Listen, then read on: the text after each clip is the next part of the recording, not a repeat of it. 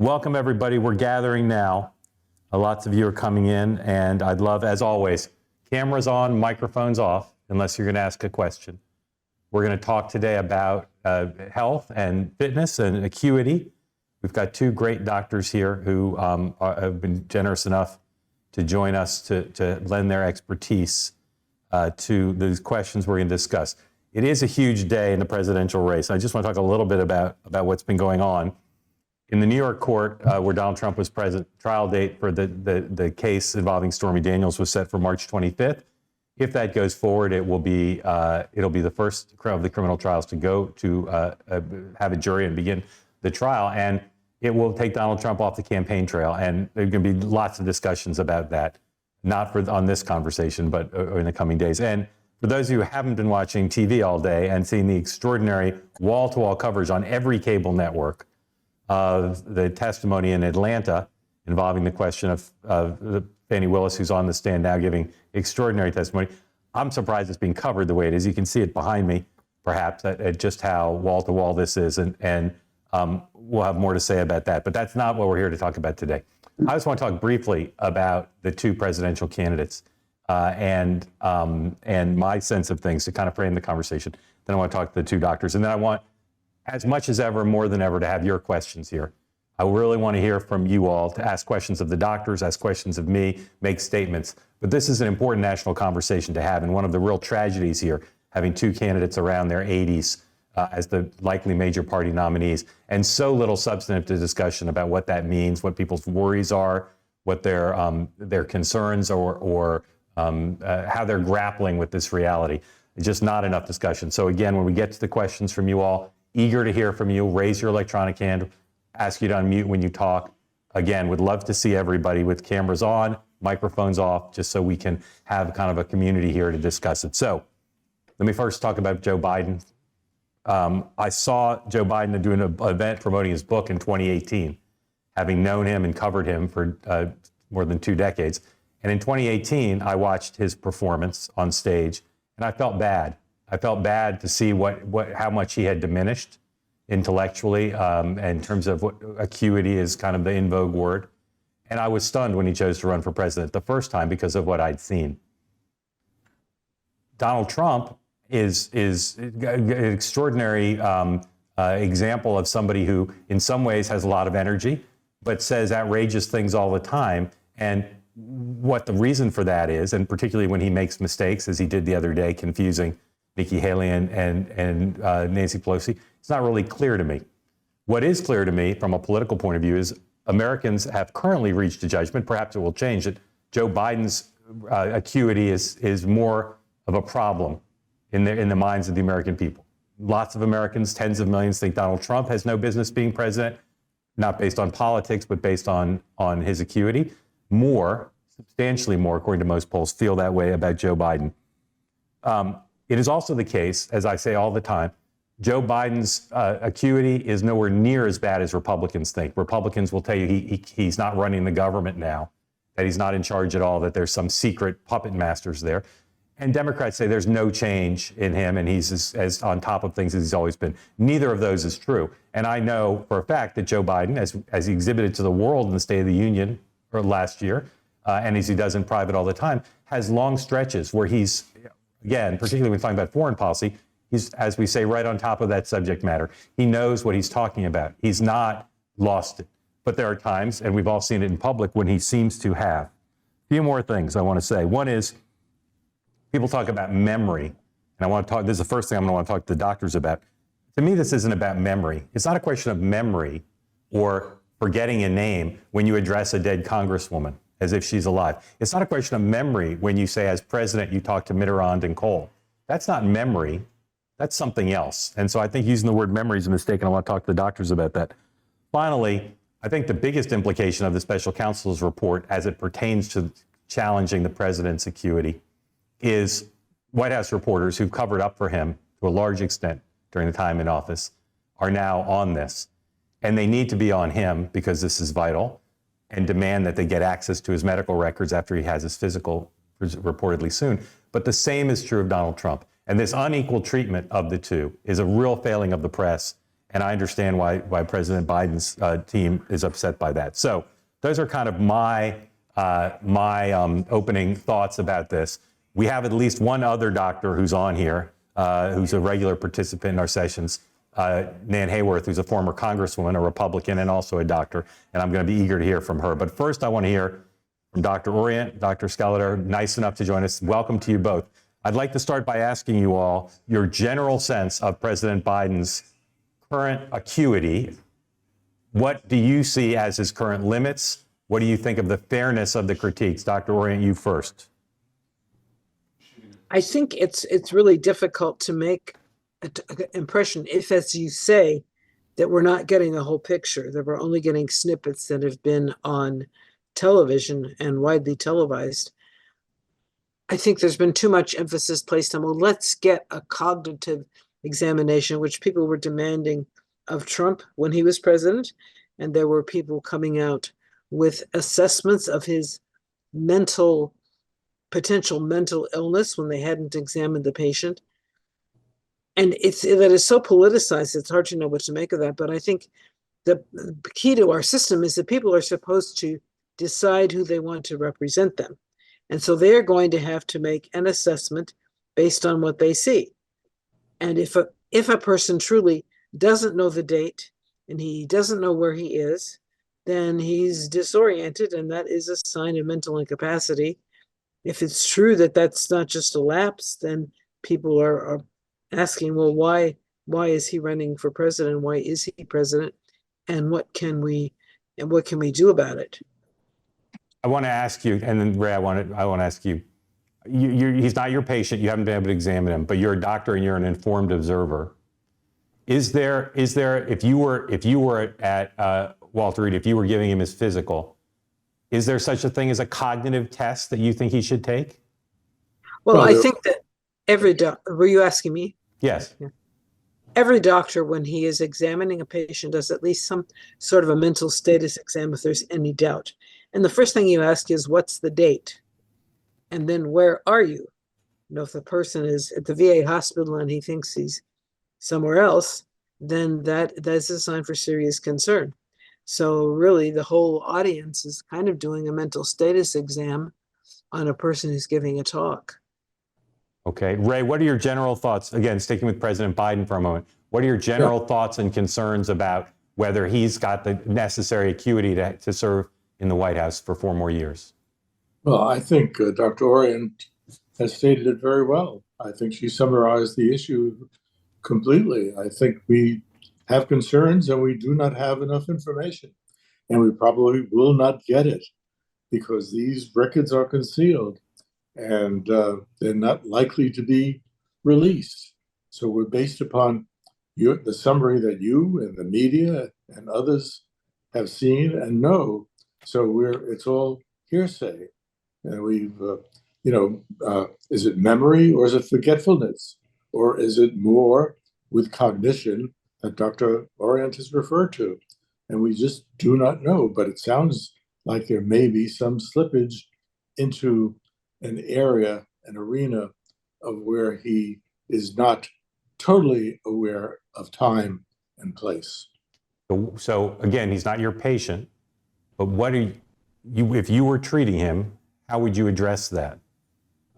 Well, you'd have to be very upfront and you'd have to need the patient to understand. You'd also need some family support. And I think the wife and children of any patient would have to be involved in making a decision that whether you're no longer fit to drive, you're no longer fit to take care of your affairs, all these things have to be put forward and you have to be very honest and you have to make the assessment. You can do all the tests in the world, but the fact of the matter is you're just speaking one-on-one, you can get a pretty general idea of the patient's ability, his knowledge, his information, and his cognition. Okay, I want to ask you both, if my understanding of the fact pattern is correct, what would you attribute it to? And again, if you don't want to attribute it about Joe Biden, I'll just say patient A. So here's what we see in patient A. He has public responsibilities, and sometimes in public, he recounts events in a way which are not just a faulty memory, but clearly losing a connection to facts that he should know. And yet in private and sometimes in public, he's able to talk about the most complex national and international issues imaginable, participate in legislative strategy sessions at the highest level of government.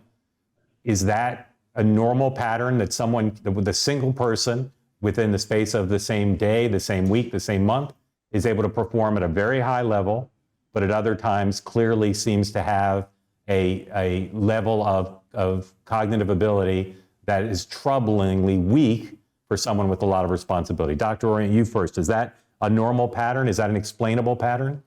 I think people with dementia or who possibly have metabolic problems may have a mental status that fluctuates tremendously. Let me just stop you. What causes the fluctuation? Is it fatigue or something else? I think we don't necessarily have a good explanation for it. It could be fatigue, or it could be just some change in their metabolic parameters, hormone level, or electrolyte. Dr. Orient, staying with you. If you were treating someone who had that problem, and based on the demands of their job, it would be better if they didn't make the kind of mistakes he's making, physically and mentally, verbally. How would you treat that if that was the goal? Well, if as a physician, my objective would be to make the patient function as well as possible, as often as possible. But if he's in a position of big responsibility, it's not really just my decision. And I think what his own Department of Justice said, we can't really prosecute him criminally because he does not seem to have the capacity to understand the issues. And if a person is not fit to stand trial, if a person couldn't be found guilty by a jury because he doesn't have the proper mens rea, then how can he be responsible for starting a world war? Right. I understand what you're saying, and I've been on record saying I think what Mr. Hurd did was ridiculous. He wasn't qualified to make the judgments he made. But Ray, let me ask you the same question. If he were your patient and he and his family said, I got to do my job, and to do my job, I can't have moments where I'm talking about Mitterrand. I can't have moments where I'm addressing a congresswoman who's dead and I've been told she's dead. Is that rest? Are there drugs that can deal with that? Exercise? What's the right regimen to fix that? First of all, as Dr. Orient said, there are these fluctuations. We just do not know how the brain works under these circumstances, but there is some memory return, and people can suddenly become very erudite on some situations. However, more importantly is you have to address the entire physical aspects. Does the individual have some medical condition, diabetes, high blood pressure? Is there something else going on? Is he on medications that may be impairing his cognition? Has there been any recent trauma? Does he have any traumatic encephalopathy? Now, remember also, and nobody seems to remember, that Joe Biden has had 2 bilateral cerebral aneurysms that were surgically treated in the 80s. And I think many of you know that Larry Altman of the New York Times has reported on this. So there's a lot we do not know about Joe Biden's basic health issues, which we should know. Okay, thank you for that. Roger, well, let me fill for a moment here and ask each of you, because somebody's asking the question and it's a good one. Dr. Orient, you first, then Ray. Just talk about your medical credentials. What's your specialty? What kind of practice you've done? What's the arc of your medical career has been? Just briefly. I'm a general internist. I was 5 years at the VA and on the medical faculty of the University of Arizona College of Medicine. I wrote a medical textbook, The Art and Science of Bedside Diagnosis. That's in its 5th edition now and has quite a lot of information about doing a mental status exam, interviewing the patient, and differential diagnosis of things like dementia. As Dr. Skeletor said, there are many, many things that can influence a person's ability to think, and you try to correct them as best you can. To a certain degree, they're going to be unpredictable. But the drugs are very important. What medications is he on? And that's one of the first things I want to know about a patient is what kind of medicines he's taking. Ray, just run through your credentials if you would. Yeah, I started off also as an internist, and I'm basically a rheumatologist, arthritis and rheumatic diseases, and I'm a clinical professor at GW, George Washington. I've had many articles in peer-reviewed journals on the subject, and so rheumatology is fundamentally my main interest, but I have a great interest in socioeconomics of healthcare because I've been, just as Dr. Orient has as well, we've both been involved in the political arena for many years. Right. Okay. Here's a question from Roger Baskin, or a statement. He says, he's a speech pathologist. I work with cognitive decline in patients daily. From afar, I see Joe Biden has dystomia, problem with names. His cognitive skills decline when under stress or tired. Dr. Orient, what do you think of that? Well, I think that it's quite true that when one is under stress or is fatigued, one's cognitive skills decline. I think we've all experienced that. But he's in a situation where he's always under stress, and he's really subjected to call 24 hours a day. Right. I want to ask you both one more question about President Biden, and then I want to ask you about Donald Trump. Ray, if we're told the president's going to have his annual physical soon, the White House press secretary suggested at least, there will be no access directly to the doctors. There'll be a statement put out. If you were in charge and could dictate what is done by this president, what kind of access should there be to his doctors and specialists, and what kind of questions would you have for them? Well, information is devoutly to be wished for, but it is going to be covered up and concealed. When somebody is hospitalized, when a VIP or a president is hospitalized, you're likely to get much more information because there is so much going on. But on an outpatient basis, it's very difficult to get this. And many of the aides and press secretaries, they have a vested interest in their individual whom they represent to prevent the press or the public from knowing exactly what is going on. So it's a very difficult, cumbersome problem that we have to address, and it is frequently concealed. Okay. Ray, you first, and then Dr. Orient. If you were able to ask President Biden's physicians 2 questions each about medication or any other data, what would be the 2 questions top of mind for you to understand what's going on with his cognitive abilities? Are you being treated for any underlying medical conditions? I would like to have a complete list of the medications that you are taking. Okay. Dr. Orient, what would be 2 different questions from you? Well, certainly the medications are very important. I'd also like to know the blood tests and metabolic parameters and his thyroid function and other blood tests that can be conveniently and routinely obtained on people. Okay. Dr. Orient, do you agree with the public? Do you have more concerns about President Biden's mental acuity than Joe Biden, President Biden's acuity than Donald Trump's? Do you agree with that? Well, I think that there's a certain amount of lack of knowledge about both of them. I don't think people have seen Donald Trump make the same types of mistakes, at least as often as Joe Biden has made, but perhaps he makes other types of mistakes. Right. Okay. Ray, what about you? Do you have more concerns about Joe Biden's acuity than Donald Trump's, or not enough data, or what? I don't think you can make an equivalence. I think there's a fundamental difference between the two. But Biden may have some mental acuity issues that we're addressing, but Trump has other issues that are perhaps and probably equally, if not more important. And I think we could go into that if you want. But right. I don't think. Yeah, you and I have talked in public before. You're no fan of Donald Trump, not for medical reasons, but for other reasons. Right. I could never vote for Dr. Donald. When you look at Donald Trump's public performance, Ray, where do you see behavior that makes you wonder about whether there are underlying medical conditions besides his weight? Okay. Well, first, he's been convicted of sexual assault. Any woman who's ever seen that Access Hollywood tape of him stating that you can squeeze a groin and nobody will protest because you're a celebrity. That is so bizarre. I wonder about somebody's mental acuity there. To be a leader of the insurrection in January is just unbelievable. How he sat on his hands while police officers were being killed. But let me stop you on that one. Do you see a medical issue there? It could be. It could be. Perhaps I don't know. What would I it just be? think it's bizarre. It's so bizarre. But what would the underlying medical issue be? I don't know, but there too. I'm Yep.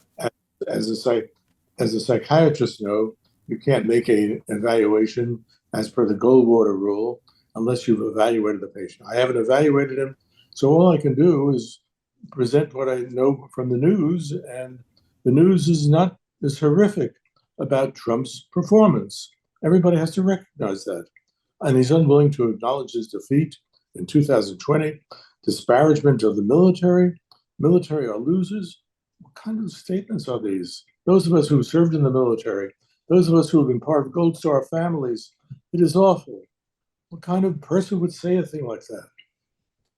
Dr. Orient, when President Trump, former President Trump, says he's passed a cognitive test, he's described sort of some of the questions he says he's been asked. Is that a real test? Is that something that's valuable for a doctor to appraise a patient's cognitive abilities?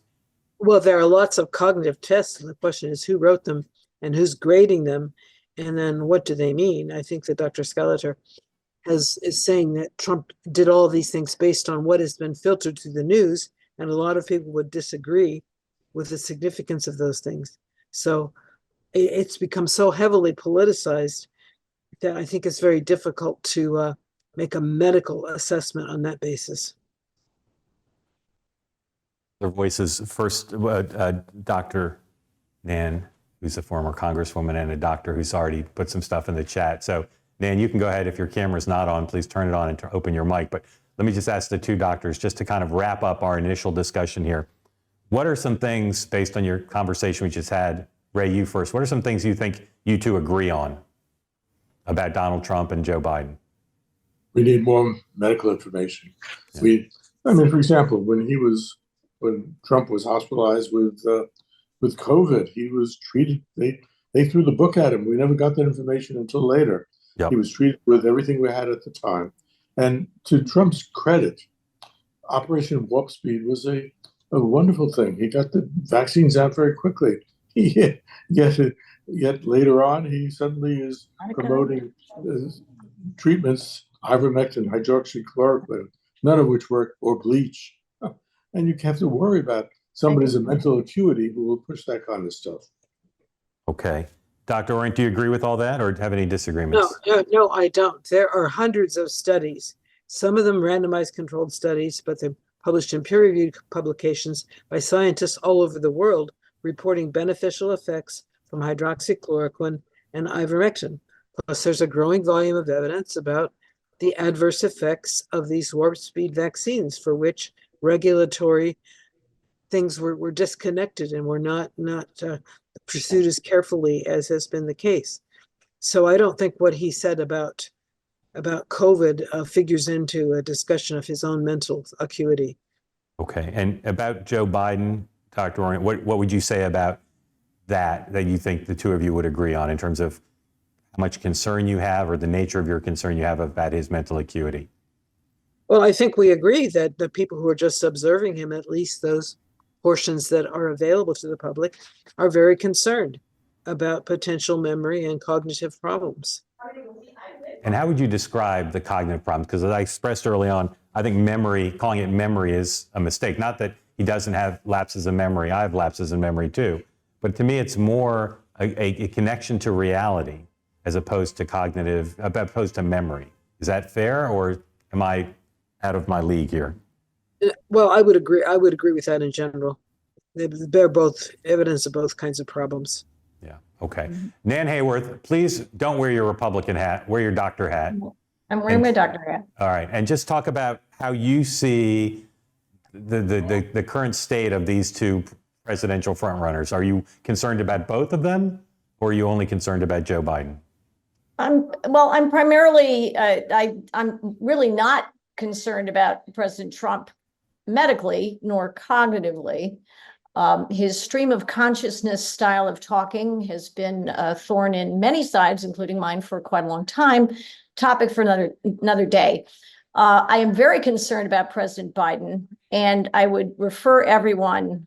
By the way, my credentials: I'm a board certified ophthalmologist, alumna of Cornell University Medical College, AOA.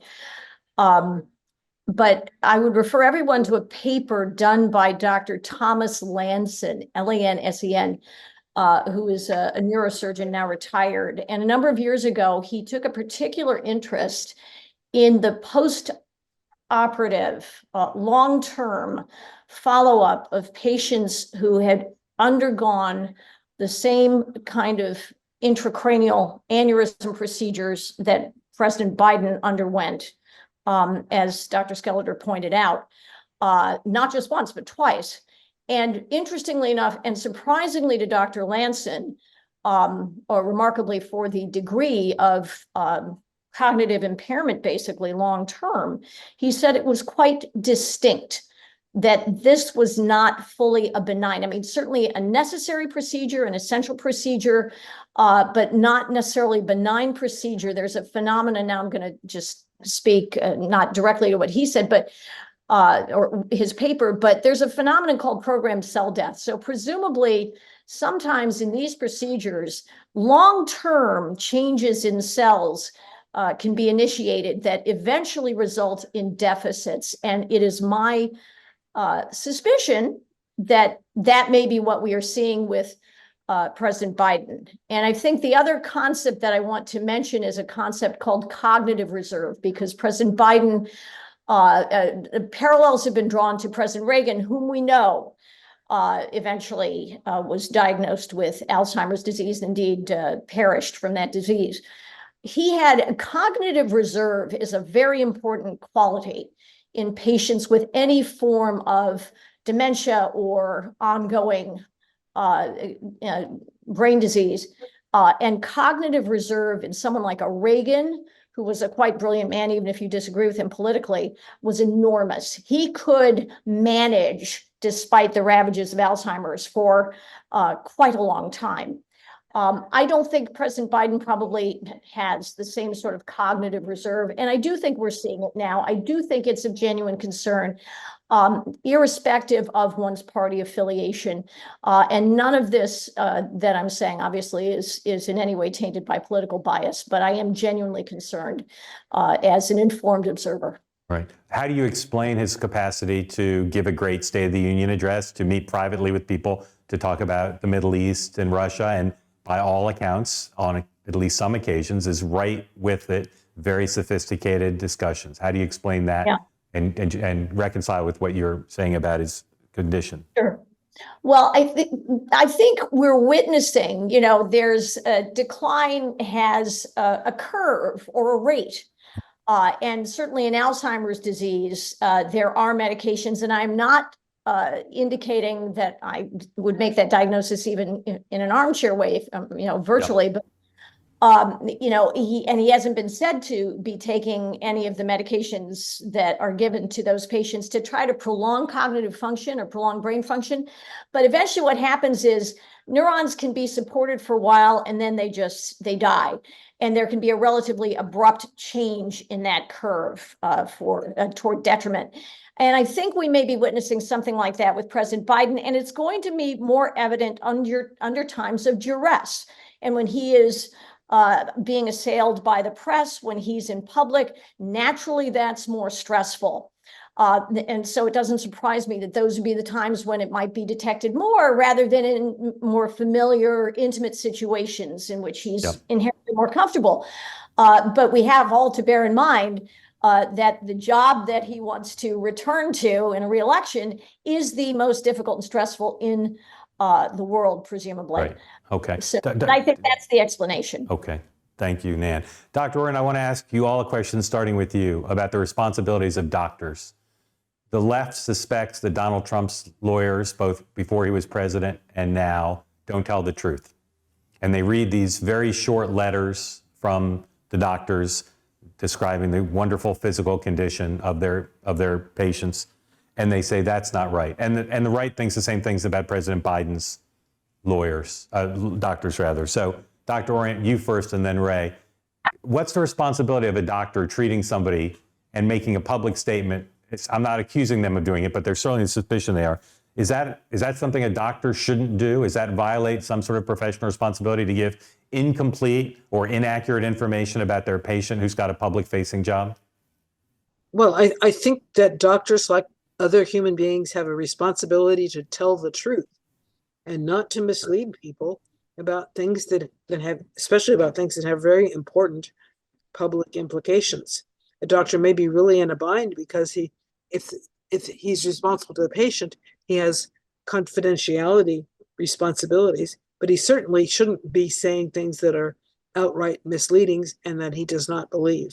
About lies, if you will, of omission. In other words, I don't think there's any case anybody could make that either President Trump's doctors or President Biden's lawyers have been fully forthcoming.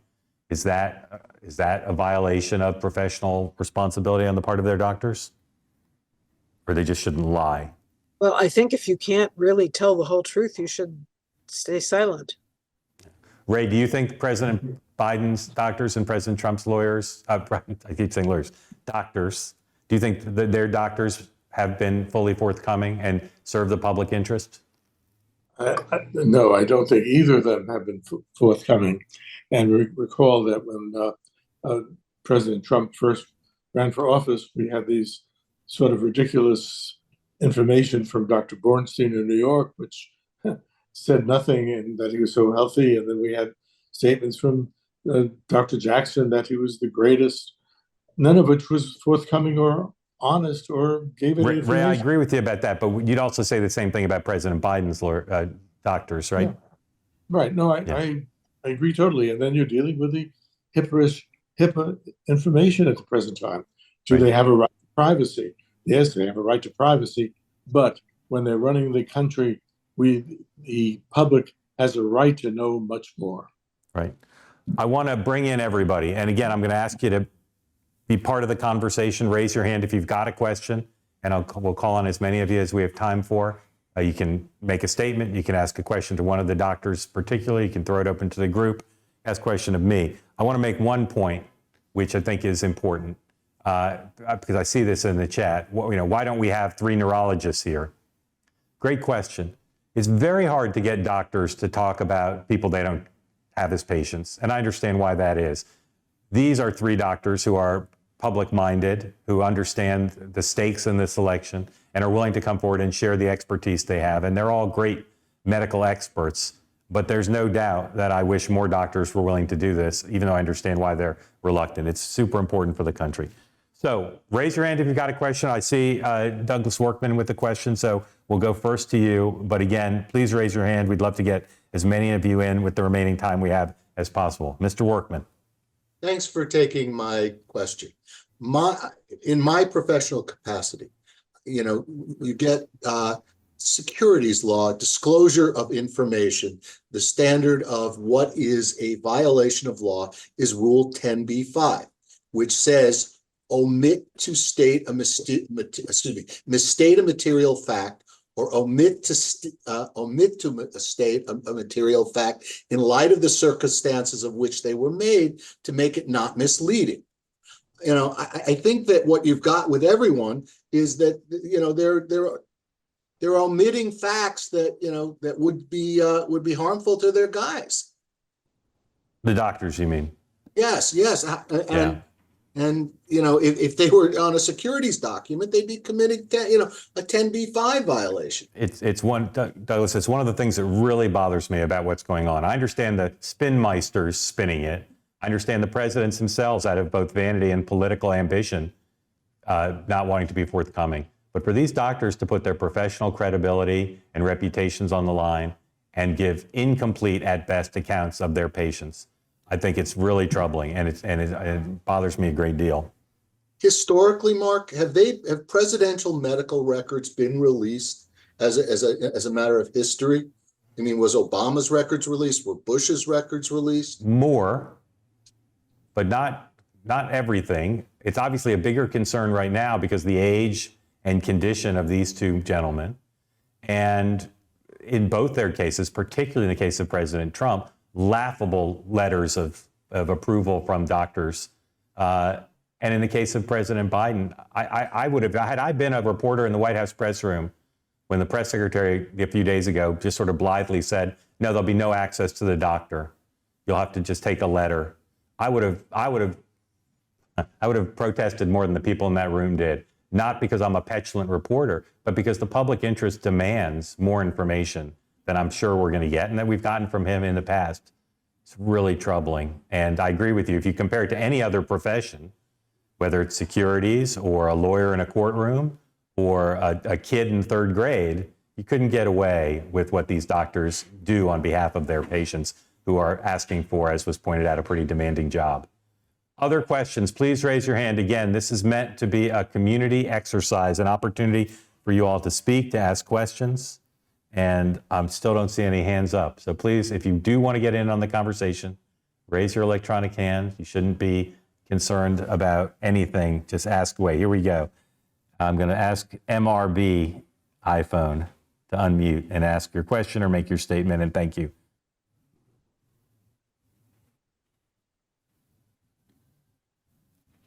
MRB iPhone with your, there you go.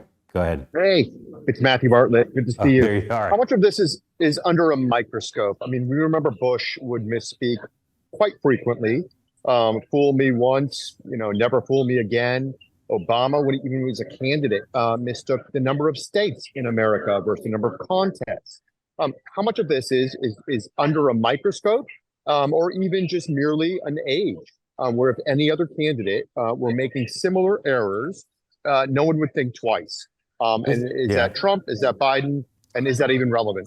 Matthew, look, there's misspeaking. We all do it. You don't have to be older to do it. There's bad memory. There's forgetting names. There's getting name wrongs. I continue to believe that the issue, particularly pronounced for President Biden, is neither of those things, although he does both those things. It's not having a connection to reality. And some people get mad at me for using the same example over and over again, but asking to recognizing a congresswoman who had passed away, and the more recent example of thinking he had a conversation with Mitterrand and Kohl, those are not misspeaking, and they are not a bad memory. Now, Donald Trump in New Hampshire a few weeks ago told a story about Nancy Pelosi, which he substituted Nikki Haley. And then yesterday he claimed it was all a purposeful, clever use of language or something. I don't really understand his explanation. I'm troubled by that, and I think that represents something more serious than memory loss and something more serious than forgetfulness or getting names wrong. But I'm not a doctor, but that's my sense. There's something going on with that. But I found his explanation that he gave yesterday in South Carolina, while totally laughably implausible, at least showed a relationship to reality that he could explain and spin for himself, which I found a little bit, unfortunately, comforting. Mona, I'm going to ask you to unmute. Would appreciate you asking or commenting. Go ahead. Yes, I did have a question. I'd like to hear maybe what the doctors think of what is often tossed out there, that he may be taking medication currently for the situation in his confusion, President Biden, or alternatively, do you believe that possibly he's taking medication that's causing confusion? And I say because I agree with you, Mark, that it's not memory loss. It's beyond memory loss, what appears to be happening. Mona, great question. Thank you for that. Doctors, Dr. Orion first, and we sort of touched on this before, but it's great to hone in on this. And he's not your patient, so you don't know. So you're not talking about Joe Biden. You're talking about somebody with the same fact pattern. Dr. Orion, take first the question of drugs to treat whatever this is. We hear it from Republicans all the time. You see it on Twitter all the time. Well, he got through that event because they upped his dosage. Are there drugs that can treat whatever this is? And we don't know what it is, so it's a little bit hard to answer, but are there drugs he might be taking that allow him to control his cognitive hiccups better? We don't have any really good drugs for that. Some people speculate he's taking stimulants. to keep him awake. I don't know. Could also be taking drugs for a medical condition that do cause confusion. Unfortunately, a lot of the things we treat people with cause a lot more problems than they solve. Right. So I think the drug issue is a very important one, not just to treat his condition, but as a cause of the Right. condition. So Ray, given what we know he has, so there's been some disclosure, are there drugs you think someone like him could be taking that could be contributing to the confusion? Absolutely. We just don't know. And it's very clear there are so many drugs that seem trivial, but they can definitely affect memory and performance. Is there a drug? Is there a drug where you read the label and it says may make you tell stories about Mitterrand? Is that a specific side effect of any drugs you might be taking? You can take antihistamines, which will make you rather confused and disoriented. We just don't know. These medications act differently on different people, and you have to assess it, and you have to know exactly what you're giving, and you have to be working with your patient. But we just don't know because it's concealed. Right. You got to think that if the president's political advisors found out that this was being caused by some drugs, they'd really want to have a cost-benefit analysis of the conditions in question. Well, one more thing. We know, Mark, that, for example, later on we learned that Nixon in the 70s was taking Dilantin because a friend of his said it was the greatest. And this is in his biographies by Farrell and others, Dilantin. Thank you, Ray. All right, Rob Kenny, question or comment? Yeah, well, maybe it's a comment. It just seems to me that if there was some normalized binary test that says that's established by, I don't know, Congress, do you need to put it in the Constitution that basically, without details, simply says, yes, he's above the line, or no, he's not, that would be the same for any candidate running, and they submit to it.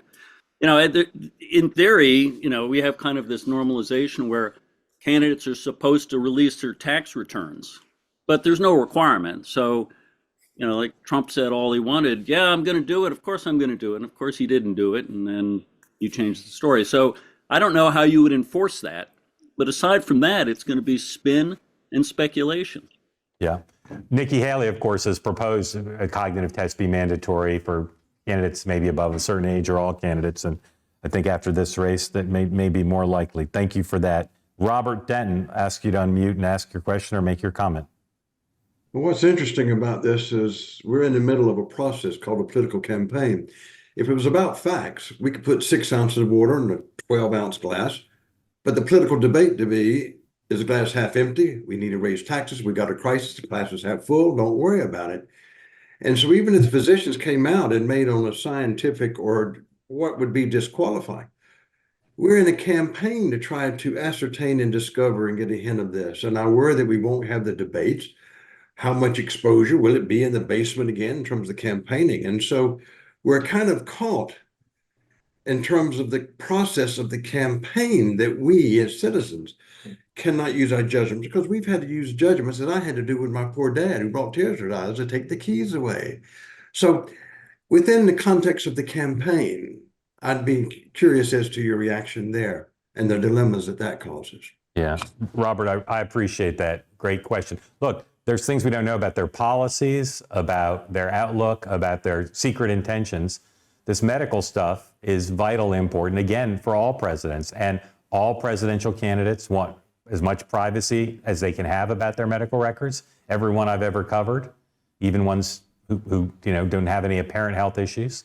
And unfortunately, and it's been my longstanding criticism of the major news organizations in this country, who are the only ones with the resources to do this, they do not assign, with the exception of Dr. Altman, who was mentioned earlier by Ray, the New York Times, they do not assign physicians with the experience and the tenacity to try to demand the necessary medical records, to go to the briefings rather than political reporters. Most absurd thing in the world to send political reporters to ask the press secretary about the president's health. It should be doctor on doctor, and it should be doctors who are aware of the medical history in a comprehensive way and the implications and where the holes are, and it simply doesn't happen. And it's super, super unfortunate.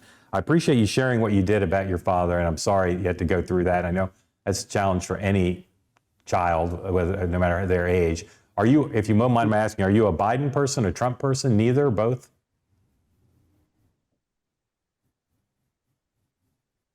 Yeah, you. Robert, do you want to say? You may not want to say. You're muted again. Go ahead, unmute if you would. Yeah. Okay. Do you mind sharing? Are you for Biden or Trump, or do you want to say? No, I'm one of those kind of independents. I could not this time vote for Trump or Biden. No labels or whatever, I don't know. But I don't even vote in primaries, what have you. I'm not a card carrying of anything. But I could not in good conscience vote for Biden nor Trump. Okay, I'm going to make you a focus group of one then. Are you more concerned about either of their cognitive abilities or equally concerned, or? I think in my humble opinion that Biden is suffering, and again, having been a caregiver and what have you, into the mid late 90s, what have you. I mean, so I have greater cognitive concerns. I have more political concerns about. Understood. And do you have any cognitive concerns about Donald Trump? Oh, sure. But he's so grandiose, but certainly I think his is kind of a process of kind of that aging and being in the moment and what have you. We all see and experience things of subtle decline. So I have more concern in terms of Biden, and then less concern with Trump, but it is there. The main thing is he has no control in those kinds of issues. Got it. Thank you. Appreciate you participating. Liz Feld, go ahead. Hey, Mark, so good to see you. And thanks again for doing what you do here with these. You're so important to all of us. Really appreciate it. Can you talk or address, or can anyone in this group address what conversations are going on really at the highest levels of the White House, putting aside the politics of this and the posturing that's gone on and, playing offense instead of defense around the report that came out last week. But, what kind of serious conversations are being had about Biden's capabilities and what they really owe the American people in the way of transparency? And Trump is a whole separate conversation, but how serious are they taking this? Right. Well, I'll tell you what I know. This special counsel report shouldn't have been anything like a wake-up call. He didn't say anything, as far as I'm concerned, that wasn't well documented on the public record, but it has a profound impact, as I said earlier, on the White House press corps, which means the president's press handlers have to answer a lot more questions in the last week about it. It's had an effect on the donors who had seen this with their own eyes in most cases, but now they feel more edgy about it. Same with the members of Congress. And it's happening, of course, at a time when the president's behind in the polls. And one of the solutions that people have offered up, both for his to come back in the polls and to address and set to rest concerns about his acuity, is he go out and talk more. And I would say, you say what's happening at the highest levels, not just at the White House, but at the Democratic Party, is a debate about whether that would be the solution to putting these concerns to rest for the American people, or the death knell of his campaign, because there's a reason he doesn't do more public events. That's a big debate. They're also, they released today the letters that his lawyers sent to the Justice Department and the Attorney General and the Special Counsel, trying to get them to change the report before it was released. So they are in the normal mode a White House in crisis goes into and a campaign in crisis goes to. They're working very hard to change the subject, make it about Hur's partisan affiliation, make it about the impropriety, which I agree with, of writing what he wrote in the report with no qualifications, and about how much was spent on in special counsel, all the things White Houses do to try to change the subject and fight back. They don't have a solution for his getting older. And they're very frustrated because they think when Donald Trump mixes up Nancy Pelosi and Nikki Haley, that's equivalent or should be treated as at least roughly equivalent. So that's my sense of what's going on. And they're holding their breath to make sure that his poll standing doesn't get worse in the wake of the Hur report. Thank you, Liz, for that. And thank you for your nice words. My friend, Rich Melman, who I've been fighting with all day about various things. Rich, I'm asking you to unmute and don't fight with me, but please say what you need to say or want to say or ask. I was actually not really probably going to fight with you, more give you some sense of what I found. I'm kind of connected to the Biden campaign through a buddy of mine who's pretty much an insider. And I, raised all these issues with him saying, geez, maybe it's time to think about some plan B. And, I got back from them a very, very terse and solid hey, he's the candidate. It's him versus Trump. That's what's going to happen. It's not going to change. Kind of shut up. And so I think while it's interesting to kind of talk about this medical stuff, by the way, my face here is from an argument I've had over this subject with Mark. He came and slashed me. Anyway, I just think that this medical stuff is so at the margin of anything that's going to affect anything. And Rich, when you I don't performance, want to interrupt you or argue with you, but I am going to interrupt you to say, you can say it's at the margins, but there are serious people who understand politics who think this could determine the outcome. So that wouldn't be at the margins. I'm saying I discount those serious people. I think they don't know what they're talking about, even though they're very, very serious people. I just don't think it's going to have an impact. Look at Eisenhower couldn't speak and had all kinds of issues and was a pretty damn good president, actually. You got to judge this stuff on what these guys have done. And Biden has a pretty good history of 4 years of accomplishments that you can agree with or not agree with, but they don't show any incompetency mentally. And so I don't think this is going to, even though you've made a big deal of it, I disagree with you that it's going to in any way affect anything that happens. Rich, let me ask you one more question, because I know you study this. Why do you think more Americans question Joe Biden's mental acuity than do Donald Trump's? I think the patterns that Biden, the contrast between Biden being really quite a competent president and these gaffes compared to the kind of idiocy of Trump's presidency and his gaffes, what Trump says just gets lost in the complete idiocy of Trump in general, where, Biden's a normal human being and he's an old normal human being. And so when he has these problems, which most of us old normal human beings have, everybody can make a big deal out of it. Plus, the Trump machine is fantastic politically and terrific hatchet men, and they will do everything possible to make sure this is the main story. Okay, Colin, thank you, Rich. Colin, I want to ask you a question, but I want to go back to what Liz asked. I do predict, as I have for a while, that when the truth comes out about how this was handled by the senior levels of the Biden administration, including the First Lady, there will be a lot more to this story of how they manage the president's mental health and cognitive abilities than they currently are willing to say. I predict that pretty confidently. Colin, question or comment? A question for some of the medical professionals, and this may be a kind of irrelevant distinction, but is there any way of understanding, given that one of the major topics of debate is whether Biden should drop out of the race, people speculate as to the impact of his ego, his reluctance for various reasons.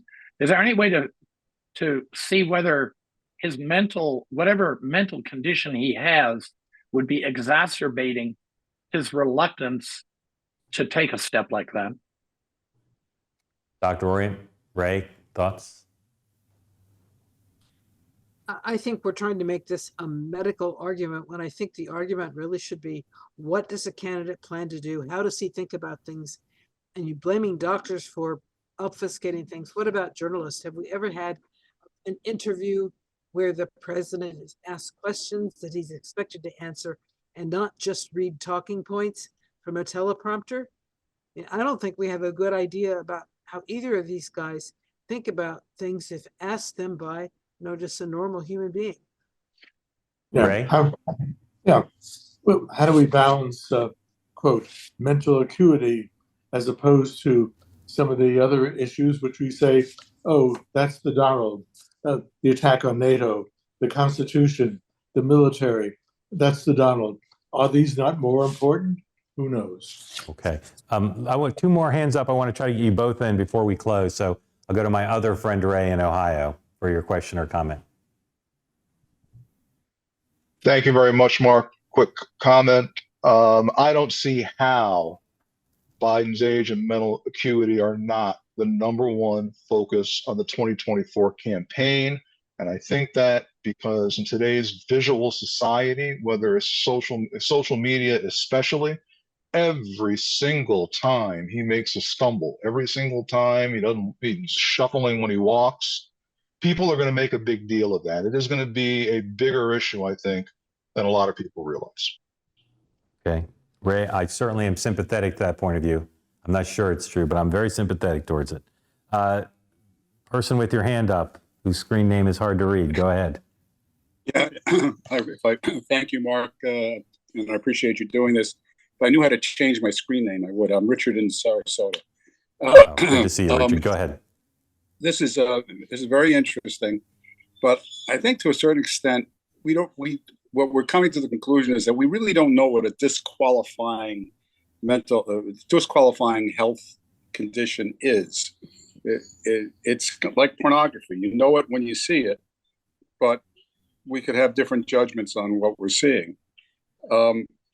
And unless there was a truly disqualifying event, as some of the other comments described, this just becomes part of the spin cycle and how you interpret what you're seeing. But I think the issue that troubles me going forward is that, and I've studied this, I'm a lawyer, if we really truly had an objectively disqualifying event of either of these candidates going into the political season, there's all sorts of different outcomes. And particularly after the experience of the last cycle and what happened around January 6th and the certification process, the electoral college and the electors and all that, if we had a disqualifying health event of either of these candidates in circumstances where the outcomes are uncertain, we would truly have chaos and a constitutional crisis on our hands, I think. And I think we're playing craps in this particular political cycle because of the age of the candidates. Yeah, Richard, very well said. We're going to end a little bit early because I need to give the studio up to a colleague, but I just want to say a few things. Thanks to everybody who asked questions. Thanks to Dr. Orient and to Ray Scaletta for participating. Very much appreciate the tone of this conversation. That's what two-way is supposed to be about. If you turned on cable news on any channel and listened to a conversation about the mental acuity of Trump and Biden, you would hear a lot of shouting in most cases. And I hope folks appreciate what we're trying to do here and to make it not just a two-way participatory, but let all points of view be heard. The final thing I want to say is this is not an ageist discussion. I don't think it's about a candidate's age. It's about their mental acuity.